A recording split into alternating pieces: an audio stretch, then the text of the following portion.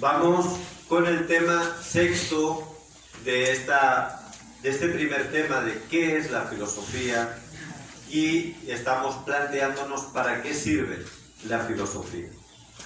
Y vimos en el tema anterior cómo la filosofía era la base de la educación medieval. Y de ahí, precisamente por ese sistema educativo tan acertado, gracias a eso en gran parte, aunque hubo otros factores, no hay uno solo, pero en gran parte por ese sistema tan acertado, es que se construyó la civilización occidental, que es cristiana, hasta nuestros días, que ha dejado de serlo, y por eso la civilización occidental no cristiana se ha derrumbado, está en franca decadencia. Y además no es casual que también ha abandonado esta forma de educar. Porque el sistema educativo, hoy que se habla mucho del sistema educativo, que le falta unidad, que está muy fragmentado, eso es obvio, es un diagnóstico que no hace falta dedicarle mucho tiempo para llegar a esa conclusión. El problema es que casi nadie sabe dar con la tecla de solución, y resulta que la solución ya la tenemos en la historia. Es cierto que no debemos copiar literalmente, pero sin duda somos muy estúpidos cuando algo que ha funcionado tanto y tan bien no lo queremos aplicar. Desde luego es incomparablemente superior en todos los sentidos este sistema que al actual. Porque, repito, aprender con Quintiliano, con Aristóteles, con Prisciliano, con Cicerón, con las escrituras leídas en latín, pero a la vez con frailes que te hablan en francés, que era su lengua madre, porque, repito, venían de Francia y estaban aprendiendo el inglés. Todo eso crea un sujeto distinto, que al conocer bien la naturaleza, las causas y los fines, es un sujeto sólido. Son sociedades sólidas, son organizaciones e instituciones sólidas, y por eso construyeron el mejor arte que ha habido nunca, el románico y el gótico, la mejor música, la mejor pintura, la mejor, por supuesto, literatura. De ahí vienen los grandes literatos. De este sistema, siglos después, viene Shakespeare, o viene Cervantes, o viene Goethe. Vienen los grandes, pero vienen de aquí. ¿Qué es lo que produce la cultura actual? Novelas de consumo, arte de consumo, cuadros pintados de blanco que te dicen que es, bueno, el último grito del arte. Música electrónica, arquitectura que, bueno, de bella no tiene nada, es meramente funcional, incluyendo lamentablemente nuestros templos. Uno entra hoy en un templo contemporáneo, templo católico, igual de otras confesiones, me da igual, lo que ve pues es una sala de usos múltiples, muy práctica, porque no hay columnas, porque hay aire acondicionado, porque se lo pueden permitir, pero allí no hay belleza. Tú entras en una iglesia románica y te estremece. Yo tengo experiencias en mi vida de haber entrado en determinados templos antiguos que he tenido pues casi un estremecimiento real, de quedarme paralizado, de decir, espera un momento que no puedo, no puedo seguir, no puedo digerir tanto, dame un momento. Como cuando uno escucha una sinfonía de un autor, de un compositor clásico, pues te estremece, te admiras. Todo lo contrario de lo que se está produciendo en nuestro tiempo. Y no lo disfracemos, no lo dibujemos diciendo que, bueno, que cada época, que cada cultura, que esto es relativo, que también esto se puede llamar. No, amigos. Aquello era arte, aquello era belleza, y lo que estamos hoy elaborando es porquería. Es la misma comida chatarra de producir para consumir, para producir para consumir, igual en el resto de las áreas de la vida. Por cierto, no terminé diciéndoles en qué se convirtió aquella escuela fundada por los jesuitas, no, por los benedictinos, en Inglaterra, en aquella aldea inglesa.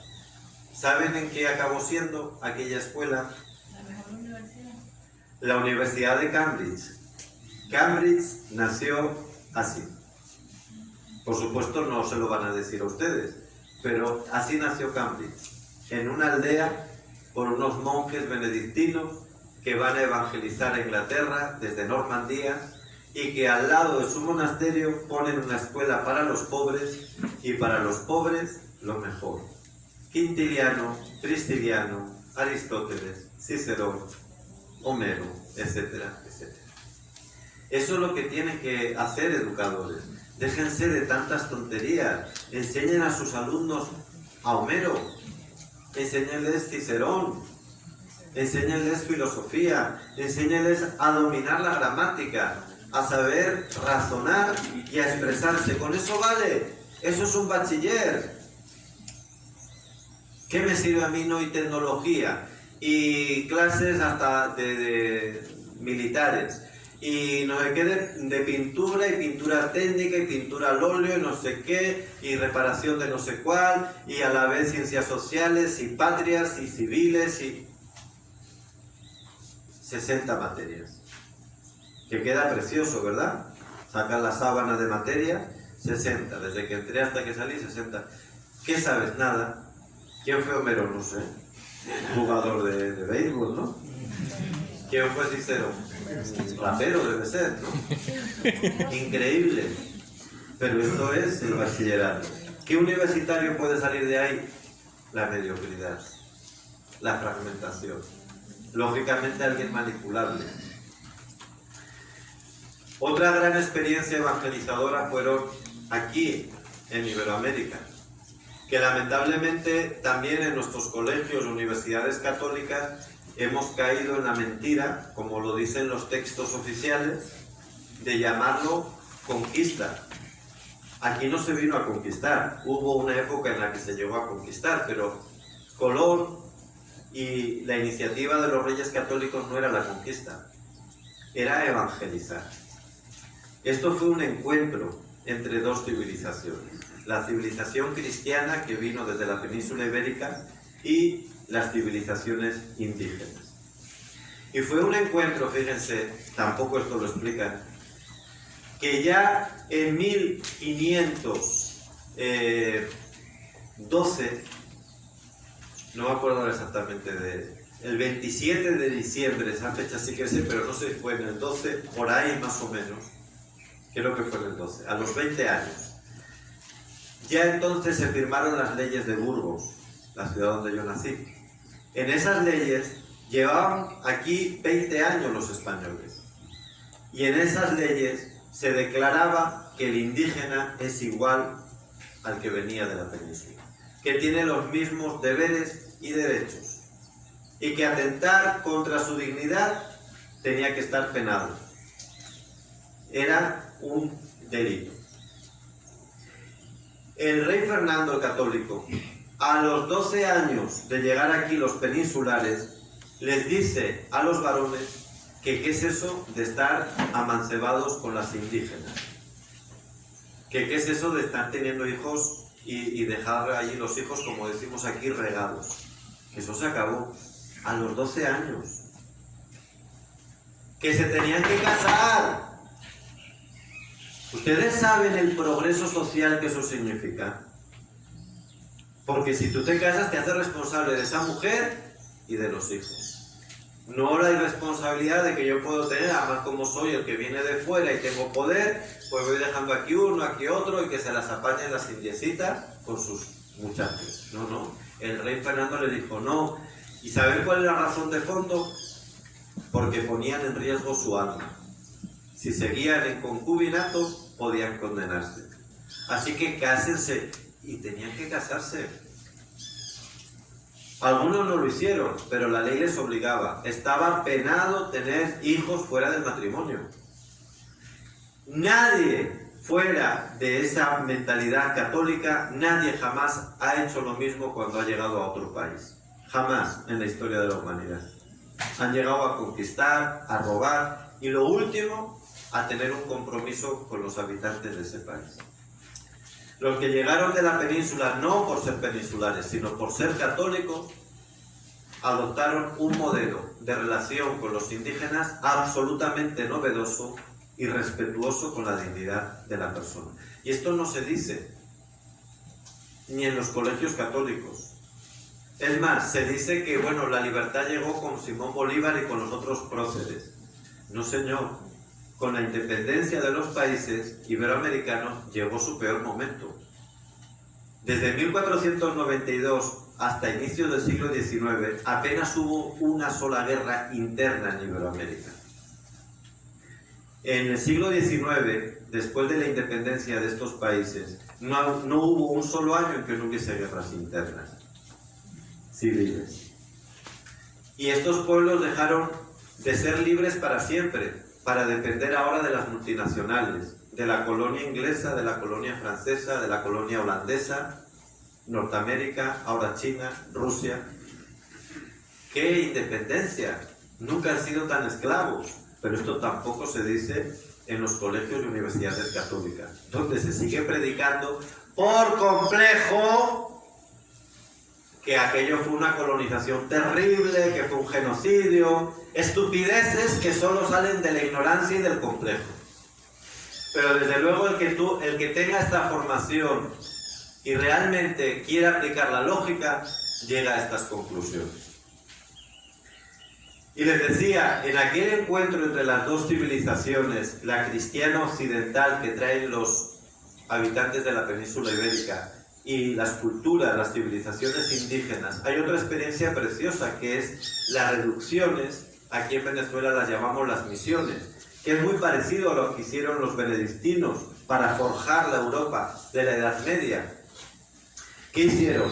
Pues al lado de su comunidad, escuela, y al lado de la escuela, pues el lugar de trabajo para los padres, una carpintería, el campo, las vaquitas, las ovejas. Así hicieron, por ejemplo, los jesuitas con las reducciones, las más famosas en Paraguay, que hoy todavía admiran a cualquier historiador serio. Admiran. ¿Por qué?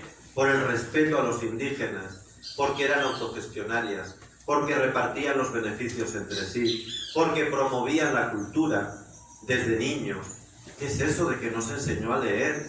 ¿Qué es eso de que no se respetó el lenguaje, las lenguas nativas? Todavía existen la mayoría de esas lenguas porque los frailes hicieron las gramáticas y los diccionarios de esas lenguas. Si aquellos frailes del siglo XVI, XVII no hubiesen hecho las gramáticas del quechua, de la aymara, etcétera, etcétera, hoy no se conocería nada del quechua, ni de la aymara, ni de nada de esas lenguas.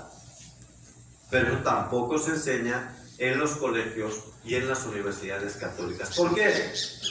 Por el complejo de que tenemos que seguir repitiendo, como loritos, lo que diga la bibliografía de origen anglófilo o germanófilo, que son protestantes, y lógicamente tienen que ir contra todo lo que huela católico, y tienen que denigrar de todo lo que haya hecho la evangelización católica.